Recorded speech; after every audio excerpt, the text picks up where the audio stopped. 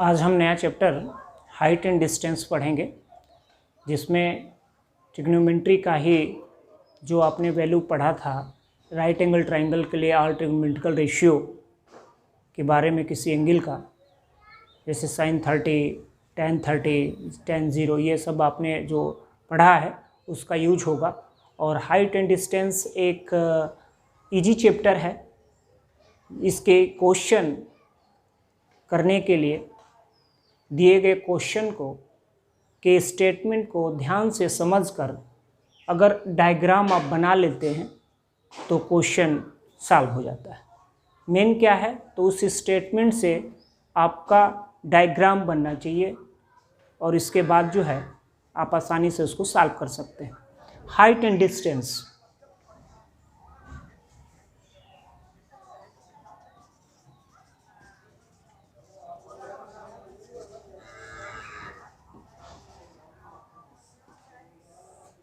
Height and distance में बहुत concept नहीं है। जैसे सपोज करो कि यह हमने एक पोल ले लिया, ये पोल है, इसका नाम हमने ए बी कर दिया, और यह पोल जो है हॉरिजॉन्टल लाइन पर वर्टिकली है। ये आपका हॉरिजॉन्टल लाइन हो गया और इस पर परपेंडिकुलर है वो पोल, यानी सीधे सीधे वो खड़ा है, थोड़ा सा भी तिरछा नहीं है, वो पूरी तरह से परपेंडिकुलर है बेस पर। तो अगर कोई पोल या कोई भी हाइट की बात करें, या कोई चिमनी हो या कोई मीनार हो या कोई हाउस हो, घर हो, कुछ भी जिसमें हाइट की बात हो, तो सपोज करो कि हमने एक पोल ले लिया ए बी हाइट का, जिसका बेस पॉइंट ए है और पिक पॉइंट उसका बी है। तो आपका पोल का पिक पॉइंट बी है, तो पोल के बेस से कुछ डिस्टेंस आप दूर गए और उस पोल के वर्टेक्स को आप ऑब्जर्व कर रहे हो। हम पोल के वर्टेक्स को हॉरिजॉन्टल या बेस से उसको अगर हम देखें तो हमारे आई पर जो एंगल बनेगा उस एंगल को एंगल ऑफ एलिवेशन कहते हैं। ये अगर ये थीटा है तो ये जो थीटा बन रहा है, कभी भी किसी भी हाइट वाले पोर्शन को अगर हम नीचे से देखते हैं तो उसमें जो हमारे आई पर या हम जो एंगल बनेगा उस एंगल को एंगल ऑफ एलिवेशन कहते हैं। आप बोलोगे कि अगर हम यहाँ से देखेंगे बेस पॉइंट से तो फिर यहाँ कैसे रहेंगे? सपोज करो कि हम तो कुछ हाइट पे रहेंगे। ऐसे अगर हम अगर प्लेन पे ज़मीन पे अगर खड़े हैं तो हम तो कुछ हमारी हाइट होगी और हमारा आई तो यहाँ होगा, तो बेशक होगा, और यहाँ से ऑब्जर्व करेंगे हम तो ये एंगल बनेगा आपका थीटा, और यह एंगल ऑफ एलिवेशन कहलाएगा। बट हम जब तक ये कहा ना जाए कि आप किसी हाइट से उसको देख रहे हैं तो हम बेस पॉइंट ही लेते हैं। बट अगर कहा जाए कि आप उस पोल को हॉरिजॉन्टल लाइन से इतने डिस्टेंस हाइट से देखते हैं, तो कुछ हाइट से देखने की बात करेंगे तब हम जाकर के वहाँ पर उस एंगल को लेंगे।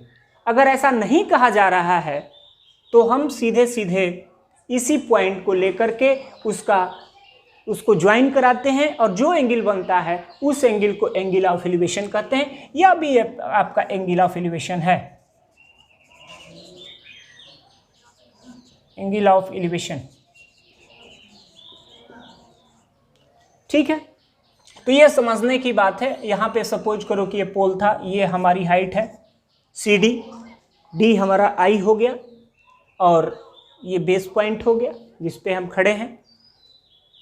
तो इसमें सपोज करो कि इस पे छोटी सी बात हम करें कि ये पोल की हाइट दिया गया है 5 मीटर।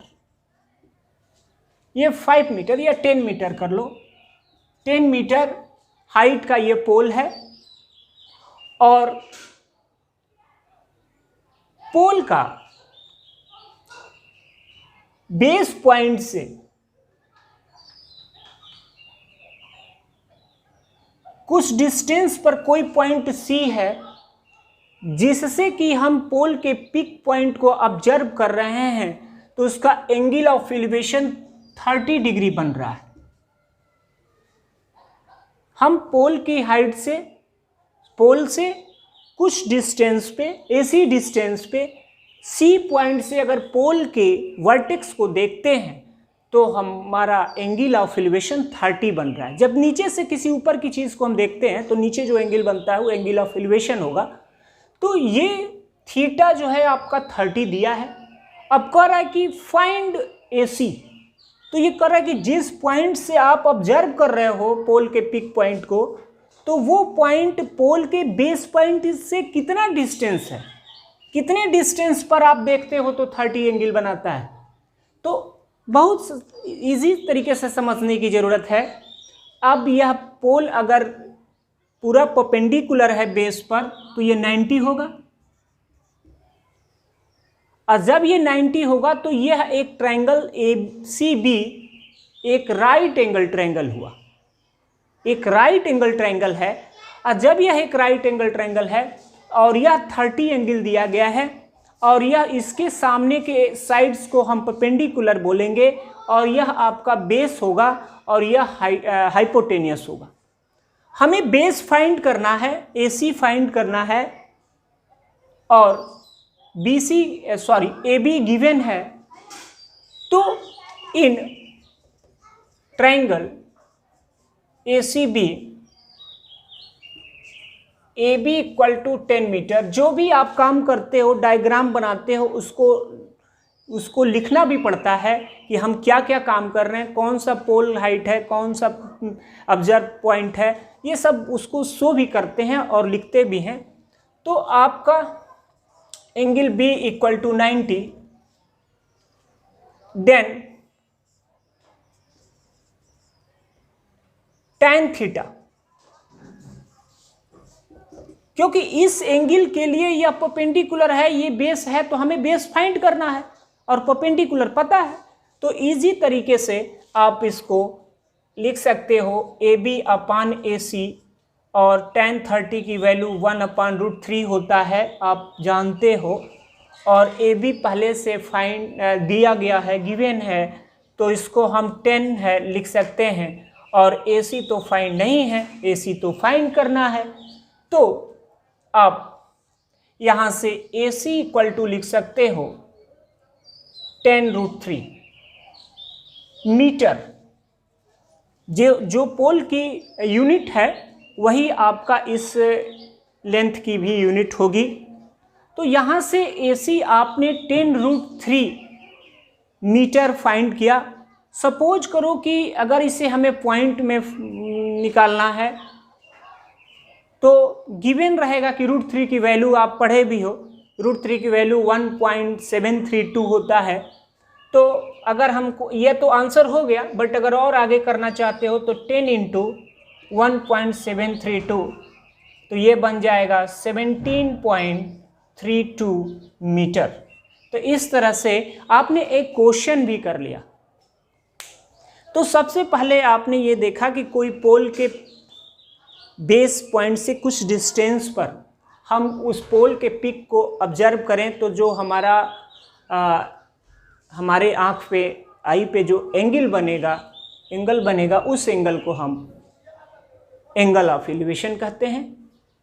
फिर इस पर एक बात और करते हैं।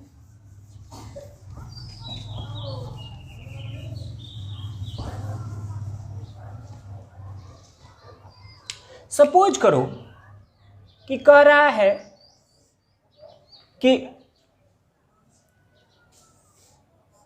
एक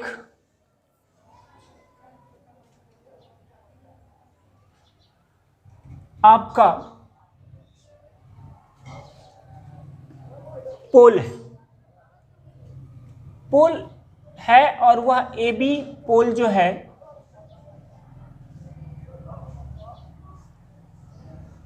टेन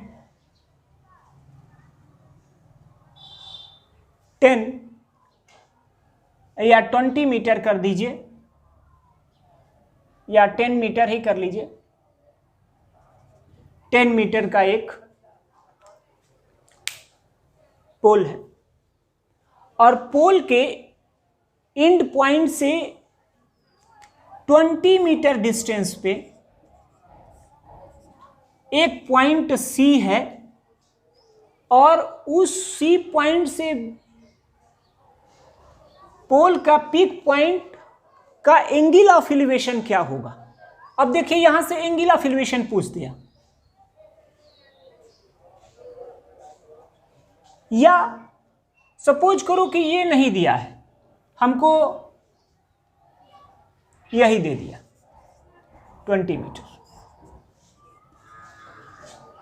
ध्यान दीजिएगा इस लाइन को, ये भी देगा वैसे ही निकालेंगे, बट हमने क्यों लिया, अब अगर हम 10 लेते तो 10/20 1/2 आता, और 1/2 10 में वैल्यू आप नहीं जानते हो तो इसको इन्वर्स करना पड़ता, जो कि अभी आप नहीं पढ़े हो।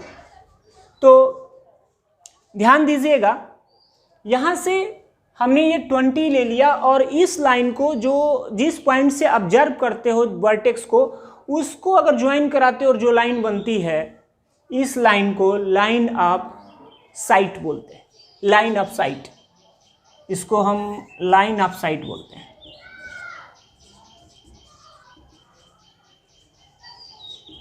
साइट यानी कि जिसको उसको अवलोकन करते हो, जिसको आप देखते हो, इसको इस लाइन को हम लाइन ऑफ साइट बोलते हैं। तो यहाँ पे ऑब्जर्व पॉइंट और बेस पॉइंट का जो डिस्टेंस है वो 20 मीटर गिवन है और यह 90 है, तो 90 के सामने की साइड हाइपोटेनियस होता है, तो यहाँ से आपको हाइपोटेनियस दिया है। तो इसलिए इस ट्रायंगल में अगर हम साइन थीटा लें तो साइन थीटा, क्योंकि वो आपको समझना है कि किस साइड को फाइंड करना है और कौन सी साइड दिया गया है, कौन सा एंगल दिया गया है, तो किस ट्रिग्नोमेट्रिक रेशियो को लेंगे तो हमारा क्वेश्चन सॉल्व हो जाएगा। तो यहाँ से ये साइड अगर होता तो हम 10 लेते, बट इसके लिए ये परपेंडिकुलर और ये हाइपोटेनियस, परपेंडिकुलर हाइपोटेनियस का रिलेशन साइन में होता है, साइन थीटा के लिए होता है। तो यहाँ से ये हो जाएगा 10/20 और 10/20 1/2 बनेगा। हमने इसलिए लिया है थोड़ा सा आपको समझने में आसानी होगा।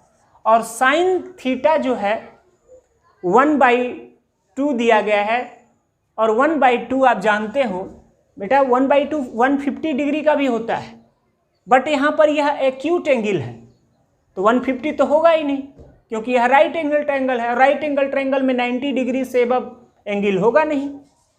तो यहाँ से आपने इसको लिख लिया साइन 30, तो थीटा इक्वल टू आपका आ गया 30 डिग्री। तो यहाँ से साइड दे रखा था, आपसे उसका एंगल ऑफ एलिवेशन पूछ दिया, तो आप ऐसे निकाल सकते हैं। तो क्वेश्चन में जो भी स्टेटमेंट देगा उस स्टेटमेंट को ध्यान से पढ़ के उसको डायग्राम आप अगर बनाते हैं तो अब आपको कोई दिक्कत नहीं होगी। ये तो एंगल ऑफ एलिवेशन की बात थी। अब जैसे मैं आपको एक और कॉन्सेप्ट दे दूं, फिर इसके बाद क्वेश्चन करता हूं। एंगल ऑफ डिप्रेशन एक होता है। सपोज करो कि ये पोल है, ये पोल है। अब पोल के पिक पॉइंट पे कोई बैठा है और वो नीचे जमीन पे कोई किसी को देख रहा है, किसी चीज को ऑब्जर्व करता है या किसी पॉइंट को ऑब्जर्व करता है, या आप छत से किसी नीचे की वस्तु को देखते हैं, किसी ऑब्जेक्ट को देखते हैं। तो जब आप ऊपर से किसी नीचे की वस्तु को, ऑब्जेक्ट को ऑब्जर्व करेंगे और वहां जब आपके आंख पर जो है जो एंगल बनेगा उसको एंगल ऑफ डिप्रेशन कहते हैं। तो उसके लिए बेस क्या होना चाहिए, जैसे अब ये बेस हो गया, आप इस पॉइंट को देख रहे हैं, सपोज करिए कि ये पॉइंट हो गया, ये पोल हो गया ए बी, या आपका हाउस हो गया जिसका ये छत है। अब इसके लिए लेबल आप यहां से खींचेंगे। अब ये सी पॉइंट को आप ऑब्जर्व कर रहे हो ऊपर से, तो अब यहां पर ये जो एंगल बनेगा, ये एंगल, यह एंगल जो है एंगल ऑफ डिप्रेशन होगा, एंगल ऑफ डिप्रेशन होगा। तो इस तरह से जब आप ऊपर से किसी नीचे की वस्तु को ऑब्जर्व करेंगे तो उस पर जो आपका एंगल बनेगा, बट एंगल ये नहीं, उसके लिए एक हम बेस लाइन लेंगे जिस एंगल से वो, जैसा कि बेस लाइन यहाँ पे था, तो उसके लिए बेस एक लाइन लेंगे, उससे जो एंगल बनेगा वो ये पैरेलल होते हैं दोनों। और एक चीज और ध्यान दीजिएगा आप, जब ऐसा होता है तो एंगल ऑफ डिप्रेशन और एंगल ऑफ एलिवेशन, इस पॉइंट से अगर देखा जाए बी को, तो यह आपका एंगल ऑफ एलिवेशन होगा, एंगल ऑफ एलिवेशन होगा। और उसी पॉइंट से अगर सी को देखेंगे तो ये जो एंगल बनेगा एंगल ऑफ डिप्रेशन बनेगा। तो ये बहुत सिंपल सी बात है कि ये आप दोनों देख रहे हैं कि AC पैरेलल है, इसका नाम आप दे सकते हैं BD, AC parallel BD, then angle of elevation. इसके लिए अब कहीं किसी दूसरे पॉइंट को ऑब्जर्व करेगा और उसका एंगल ऑफ एलिवेशन तो नहीं, वो बराबर नहीं होगा, इसलिए यहां पर बराबर है। जैसे सपोज करो कोई यह इस पॉइंट को ऑब्जर्व कर रहा होता, इस पॉइंट को, यहां कोई पॉइंट है उसको ऑब्जर्व कर रहा है, तब जब उसको ऑब्जर्व करता तो ये बेटा ये आपका एंगल ऑफ एलिवेशन होता, और यह बराबर नहीं हो सकता। लेकिन ये आप पढ़े हो कि अगर दो पैरेलल लाइन है तो ये और ये जो है आपका इक्वल होता है, अल्टरनेट इंटीरियर एंगल है, अल्टरनेट इंटीरियर एंगल आपने पढ़ा है, तो ये बराबर होता। वैसा यहां भी था, बट इस एंगल के लिए और इस एंगल के लिए था। अगर जो जिस पॉइंट से आप ऑब्जर्व कर रहे थे उस पिक पॉइंट को, और उसी पिक पॉइंट से इस पॉइंट को ऑब्जर्व करेंगे, तब उसका एंगल ऑफ एलिवेशन और एंगल ऑफ डिप्रेशन आपस में बराबर होगा। बट अगर किसी दूसरे पॉइंट को आप ऑब्जर्व करने लगेंगे तब एंगल बदल जाता है और वह इक्वल नहीं होगा। अब यह जो है एंगल इसके बराबर नहीं हो सकता, तो ये बहुत अच्छे से समझने की जरूरत है। तो जहां ऐसी जरूरत पड़ती है आप कर लेते हैं। तो एंगल ऑफ डिप्रेशन भी आपने समझा और एंगल ऑफ एलिवेशन भी आपने समझा। अब चलते हैं, एक दो और क्वेश्चन लेते हैं।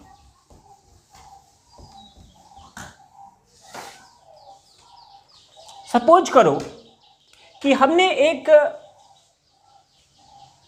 हाउस ले लिया, हाउस AB, या टेम्पल ले लिया, मंदिर। आपने एक टेम्पल लिया AB, और टेम्पल के बेस पॉइंट A से कुछ डिस्टेंस पर हम C पर आ गए, पैरेलल हॉरिजॉन्टल, कुछ डिस्टेंस पर, मतलब कहीं नहीं, हॉरिजॉन्टल। तो आप C पर आ गए और इस टेम्पल पर एक फ्लैग लगा हुआ है। आप अक्सर देखते हैं टेम्पल पर एक फ्लैग फिर ऊपर लगा रहता है, तो एक टेम्पल पर एक अलग से फ्लैग है, ये वो है आपका, हमने कर दिया BD। तो अगर इस C पॉइंट से हम इस टेम्पल के वर्टेक्स को ऑब्जर्व करते हैं तो एंगल बनता है 30 डिग्री, और जब इसके फ्लैग को हम इसी पॉइंट से ऑब्जर्व कर रहे हैं तो फ्लैग को देखें आप, तो ये बना रहा है 45 डिग्री।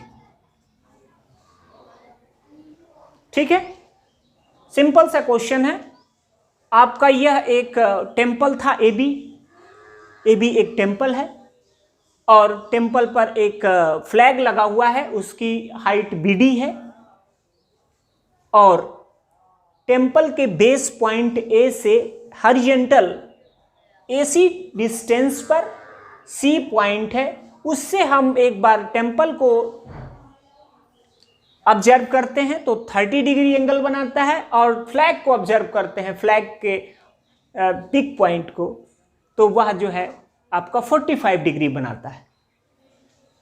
तो ये बताओ, इसका सपोज करो कि हाइट आपको दे दिया है कि यह 20 मीटर है, इसको इसने बोल दिया कि नहीं पता है।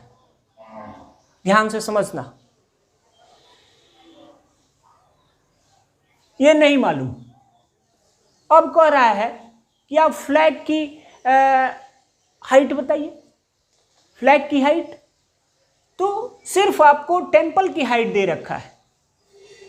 तो अगर फ्लैग की हाइट बतानी होती तो ये पूरा अगर हम लेते, सपोज करो कि इसको हमने x ले लिया, फ्लैग की हाइट, लेट आप सब लिखेंगे कि let height of flag equal to x metre, तो यहां से ये टोटल हो जाएगा 20 प्लस x मीटर, ये पूरा AD। क्लियर? ध्यान देना बेटा, यहां से आप tan 45 लेते तो ये BD AD परपेंडिकुलर होता और बेस AC होता। बट आपको ये समझना होगा कि यहां पे आपका ये बेस नहीं पता है। बेस AC अगर पता होता तो इजीली आप निकाल सकते थे। अब बेस नहीं पता है तो उसके लिए फिर बेस इस वाले कॉन्सेप्ट से निकलेगा, इन ट्रायंगल, इस ट्रायंगल के से निकलेगा ACB tan 30 degree equal to 20 upon x। AC कर ले, x तो हम उसको लेट कर चुके हैं, ये 1/√3 होगा और 20 अपॉन AC होगा और AC इक्वल टू हो जाएगा 20√3 मीटर। AC आ गया, और जब AC आ गया तो आप अब निकाल सकते हैं फ्लैग की भी हाइट। अब ट्रायंगल बदल जाएगा, इन ट्रायंगल ACD, अब ये पूरा ट्रायंगल ले रहे हैं पूरे 45 डिग्री के लिए, तो यहां से अब tan लेना होगा, tan इसमें भी हमने लिया था, tan 45 degree equal to 20 plus x, क्योंकि ये पूरा परपेंडिकुलर होगा AD। अगर आप एक बार लिखना चाहते हैं तो लिख लीजिए AD अपॉन AC, और AD है 20 प्लस x। ओके,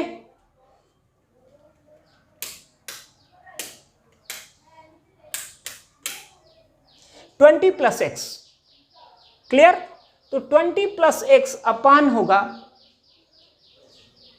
AC, और AC आप पहले से फाइंड कर चुके हो 20√3, और आप जानते हो कि tan 45 डिग्री 1 होता है, तो इसको आप लिख लो 1, और 20 प्लस x अपान 20√3 क्रॉस मल्टीप्लिकेशन करेंगे तो 20√3 इक्वल टू 20 प्लस x, और यहां से x जब आप फाइंड करोगे तो होगा 20√3 माइनस 20, और 20 को आप कॉमन कर सकते हो तो √3 माइनस 1। अब ऐसे तो आंसर हो गया, बट अगर आंसर और आगे बढ़ाना चाहते हो या आगे और पॉइंट में आंसर आया है तो आप इसको कर सकते हो 20 इंटू 1.732 माइनस 1, तो ये होगा 20 इंटू 1 माइनस हो जाएगा 732, तो ये हो जाएगा आपका 7.32 इंटू 2। अब ये होगा 4, 6 और प्लस 14 पॉइंट, तो ये मीटर। आपका फ्लैग की हाइट जो आई है 14.64 मीटर।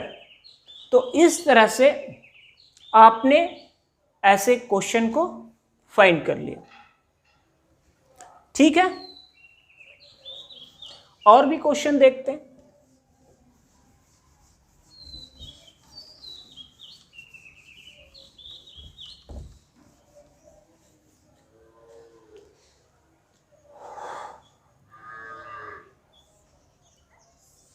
जैसे बेटा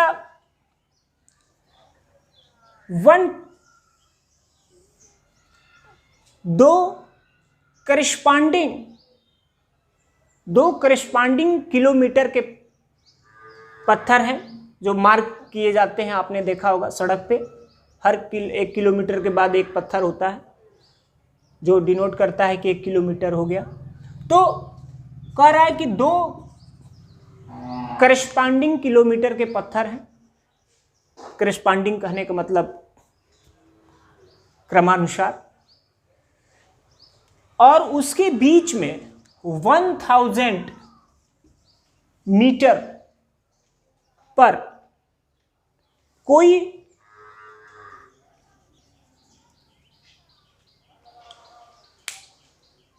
फ्लाइट उड़ रही है,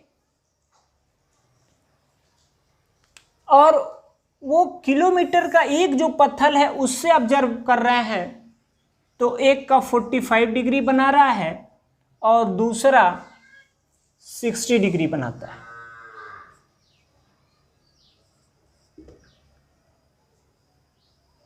या एक काम करते हैं, सपोज करो कि ये नहीं मालूम है, ये नहीं पता है, ये बी कर चुके हो तो सी डी कर लो, ये नहीं मालूम है, हाइट नहीं मालूम।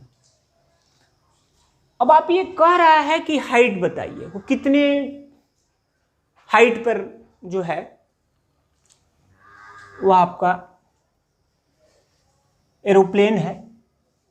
तो सबसे पहले तो आप जानते हो कि ये 1 किलोमीटर है, यानी इसको लिख सकते हैं 1000 मीटर, ये पूरा। इसको हमने x ले लिया तो ये हो जाएगा 1 - x, किलोमीटर में होगा। अगर आपको लेना होता तो 1000 ले लेते।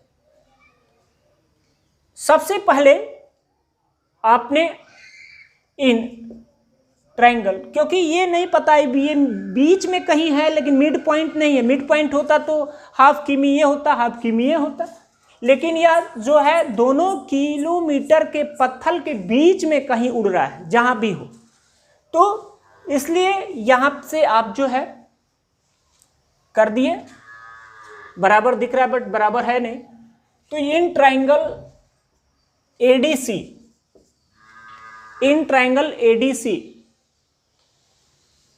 tan 45 डिग्री अगर आप लेते हो, इसका हमने हाइट लेट कर लिया x किमी। ध्यान दीजिएगा हमने किमी ही रखा क्योंकि ये किमी में है। तो x तो यहां कर चुके हैं, इसको y कर लेते हैं। तो ये हो जाएगा आपका y/x, y/x। तो यहां से मिलेगा 1 = y/x, तो ये x = आएगा y। तो यहां से आपने एक रिलेशन निकाला कि x और y आपस में इक्वल आ रहा है। अब इस ट्रायंगल को लेते हैं। इस ट्रायंगल में आप देखेंगे इन ट्रायंगल CDB, इसमें जब आप लेंगे तो tan 60 = परपेंडिकुलर आपका y है y/1 - x, और tan 60 की वैल्यू होती है √3 = y/1 - x। तो ये हो जाएगा √3 - √3x = y। तो यहां पे y की वैल्यू ऑलरेडी आप यहां पे पुट कर सकते हैं। तो आपको मिलेगा, ये 1 कर लीजिए, ये 2 कर लीजिए। From equation 1st and 2nd we get, क्या मिलेगा भाई आपको? तो ये √3 minus √3x equal to x, इस √3x को एक साइड में करें तो √3 equal to x plus √3x, और x हमारा कॉमन होगा 1 प्लस √3 और ये √3, तो x की वैल्यू आएगी √3 अपान √3 प्लस 1। ये x का डिनोमिनेटर को रेशनलाइज कर दिया जाए, आपने पढ़ा है, तो ये √3 माइनस 1 अगर कर ले मल्टीप्लाई नोमिनेटर एंड डिनोमिनेटर में, तो ये 3 माइनस √3 होगा, ठीक है, और ये होगा 3 माइनस 1 यानी 2 बन जाएगा। अब यहां से इसको थोड़ा सा और अगर सॉल्व करना चाहते हो तो 3 माइनस 1.732 डिवाइडेड बाई 2, तो कितना इजी है। तो यहां से जैसे इसको आप सॉल्व करोगे, अगर माइनस करोगे तो ये 8 आएगा, और यह आपका 6 होगा, यह आपका 2 होगा, और 2 ये 1.268 डिवाइड बाई 2। अगर इसको भी आप सॉल्व करो तो क्या आएगा? 0.634 किलोमीटर में आया है, इतना हाइट होगा। और ये ध्यान देना, जितना x होगा उतना ही y, आप पहले ही फाइंड कर चुके हो, तो x equal to y equal to 0.634 kilometre. But अगर हमें इसको मीटर में फाइंड करना है तो 0.634 इंटू 1000 मीटर, तो ये क्या होगा? 634 मीटर, 634 मीटर की हाइट पर वह आपका एरोप्लेन है। तो इस तरह से दिए गए स्टेटमेंट को ध्यान से पढ़ करके उसका डायग्राम बनाना होता है। अगर डायग्राम आप सही बनाए हो तो कहीं भी आपको कोई दिक्कत नहीं होगी। और ट्रिग्नोमेट्री का थोड़ा सा यूज आप जैसे राइट एंगल ट्रायंगल में ट्रिग्नोमेट्रिकल रेशियो जो पढ़े हो उसका, और एंगल का वैल्यू याद होना चाहिए। 0 डिग्री की तो जरूरत पड़ती नहीं है, बट 30 डिग्री, 45 डिग्री, 60 डिग्री की वैल्यू आपको याद भी होनी चाहिए। ये सब करने के लिए √3 की वैल्यू, √2 की वैल्यू, √5 की वैल्यू, ये आपको पता होना चाहिए। एक क्वेश्चन और लेते हैं।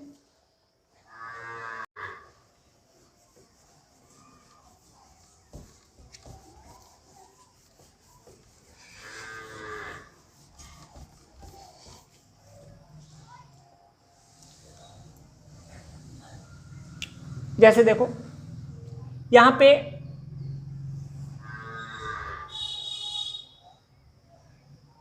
एक चिमनी है जिसका b डिस्टेंस पे उसके चिमनी के पिक पॉइंट का एंगल उससे a डिस्टेंस पर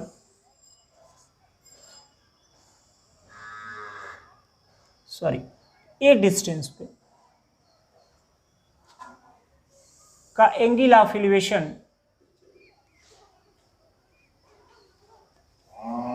कंप्लीमेंट्री एंगल बना रहा है।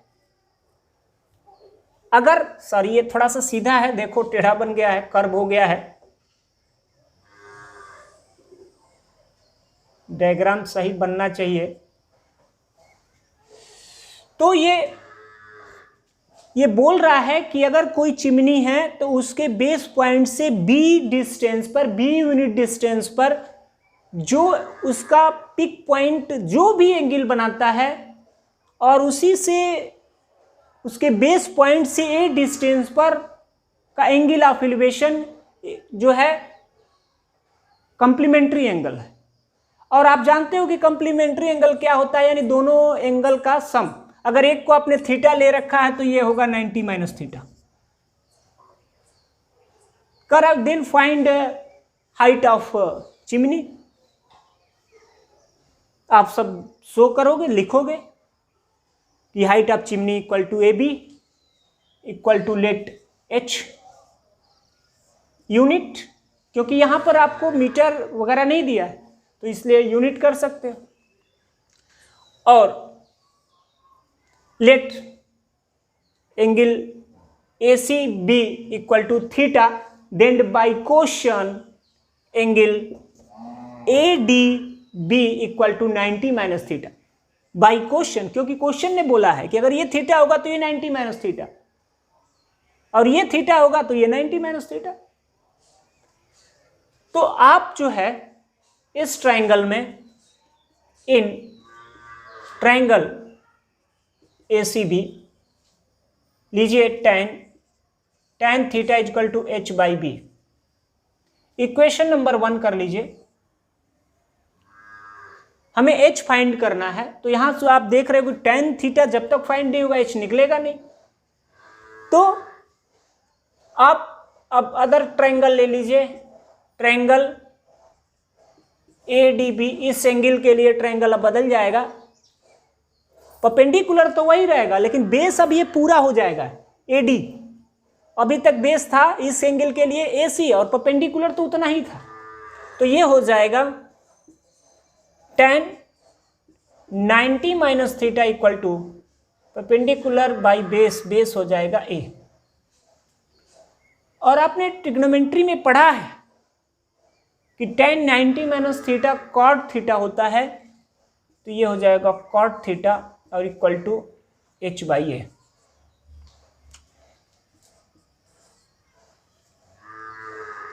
अब आप देख रहे हो कि tan मालूम है, कॉट मालूम है, tan थीटा कॉट थीटा दोनों एक ही एंगल के लिए मालूम है, और जानते हो दोनों एक दूसरे के रेसिप्रोकल होते हैं। या तो इसको हम tan में कन्वर्ट करके tan की वैल्यू पुट कर दें, या दोनों इक्वेशन का मल्टीप्लिकेशन कर दें, तब भी हो जाएगा। ऐसे या कर लो ऐसे, 1/tan theta equal to h by A. तो अगर हम यहाँ से tan थीटा निकालें तो ये हो जाएगा a बाई एच। इसको थर्ड कर लीजिए। From equation first and third, तो यहां भी tan थीटा की वैल्यू और यहां भी tan थीटा की है, दोनों इक्वल हो जाएगा। तो h by B equal to a by H. Cross multiplication करेंगे, h आपको फाइंड करना था, तो h square equal to A B, तो h equal to root A B. तो इस तरह से आपका हाइट निकल गया कि आपकी हाइट जो होगी, तो ये एक तरह से फार्मूला भी याद रखिएगा कि अगर कोई सपोज करो कि किसी चिमनी की हाइट फाइंड करनी है, उसके बेस पॉइंट से 10 मीटर की डिस्टेंस पर जो भी एंगल है, उसका पिक पॉइंट जो एंगल बनाता है उसका अगर हम 20 एंगल पे लेते हैं, 20 उससे 20 डिस्टेंस पे जो लेते हैं वह उसका कॉम्प्लीमेंट्री एंगल है, तो फाइंड, तो रूट ए बी, यानी आपने इसको 10 लिया, इसको 20, तो 10 इंटू 20, तो ये हो जाएगा 200 रूट ओवर। तो हम डायरेक्ट लिख सकते हैं 10 रूट 2। आ गया ऑब्जेक्टिव क्वेश्चन, आप तुरंत कर लोगे। तो यहाँ से 10 इंटू रूट 2 की वैल्यू होती है 1.1416 ऐसे, तो आप इसमें मल्टीप्लाई कर देंगे, आंसर आ गया आपका।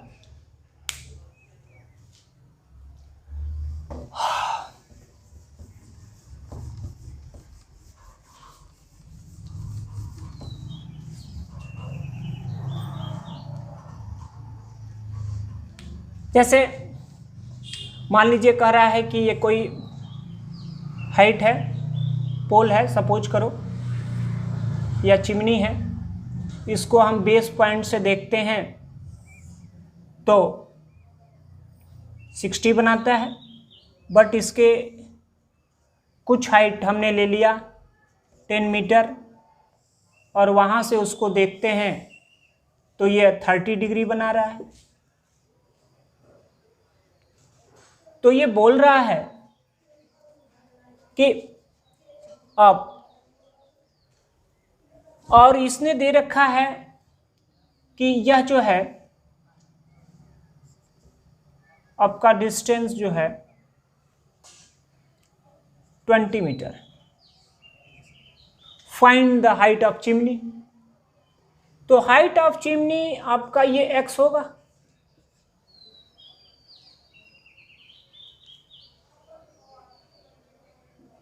सपोज कीजिए कि नहीं मालूम है, देगा तो बहुत इजी हो जाएगा, बस आप डायरेक्ट इसी से निकाल लेंगे। तो इसके लिए सपोज करिए कि ये 10 दिया है और आपने जो है ये 10 मीटर, अगर ये 10 है, ये CD अगर करते हो तो ये 10 है तो ये भी 10 होगा, इसको हम E कर दे रहे हैं। तो आपने पूरे हाइट को x सेलेक्ट कर लिया तो ये हो जाएगा x - 10। अब हम आते हैं इस ट्रायंगल में, इन ट्रायंगल ACB, तो ये tan 60 हो जाएगा, परपेंडिकुलर पूरा x होगा अपान AC। तो यहाँ से tan 60 की वैल्यू √3 होती है x अपान AC। तो यहाँ आपका हो जाएगा AC = x अपान √3, और जितना AC होगा उतना ही DE होगा। तो AC = DE = x अपान √3। तो DE भी आ गया। अब हम चेंज कर देंगे दूसरा ट्रायंगल, इन ट्रायंगल DEB। अब इसमें tan अगर ले लेते हैं tan 30, तो tan 30 लेंगे तो होगा, परपेंडिकुलर है x - 10 अपान बेस है DE, और ये वैल्यू होगा 1 अपान √3 और x - 10, और DE आप पहले से फाइंड कर चुके हो x अपान √3। तो ये आपका क्रॉस मल्टीप्लिकेशन करेंगे तो x अपान √3 × √3 = x - 10। तो ये होगा x अपान 3 = x - 10। तो यह क्रॉस मल्टीप्लिकेशन करेंगे तो x = 3x - 30, 30 को इधर कर देंगे तो ये हो जाएगा 3x - x, तो ये 2x, 30 = 2x, तो x = 30/2, तो 2 से ये 15। तो इस तरह से x = 15 मीटर आएगा। यानी आपने चिमनी की हाइट फाइंड कर ली। अगर ये गिवन होता तब तो बहुत इजी हो जाता, इसलिए हमने उसको हटा दिया कि 20 मीटर लेना, क्योंकि अगर ये 20 है तो ये भी 20 होगा, और डायरेक्ट आप इससे निकल, इसकी कोई ज़रूरत ही नहीं पड़ती फिर। लेकिन अगर ये 10 है तो यह एक रेक्टेंगल बन रहा था, और रेक्टेंगल बन रहा था तो ये साइड और ये साइड इक्वल होगा, इसलिए हमने इसको 10 ले लिया। और पूरे को अगर आप अलग से भी इसको लेट कर सकते थे x, ऐसे अगर पूरे को लेट करते हैं तो 10 माइनस कर दिए तो ये x - 10 हो गया। तो इस तरह से और भी बहुत सारे क्वेश्चन होंगे जिसको आप करेंगे, प्रैक्टिस करेंगे, क्वेश्चन को लेके डायग्राम सही सही बनाएंगे। अगर डायग्राम और यानी आप क्वेश्चन को नहीं समझे, डायग्राम गलत बन गया, उसके स्टेटमेंट को नहीं समझे, तब क्वेश्चन सॉल्व नहीं होगा। फिर से कुछ क्वेश्चन और डिस्कस करने की ज़रूरत होगी तो मैं करूँगा, बट उसमें कोई बहुत ज़्यादा कॉन्सेप्ट नहीं था, सिर्फ न्यूमेरिकल करना है। और कॉन्सेप्ट में यही था कि आपका एंगल ऑफ एलिवेशन और एंगल ऑफ डिप्रेशन, इसके अलावा बाकी सब आप देख ही रहे हो। Thank you.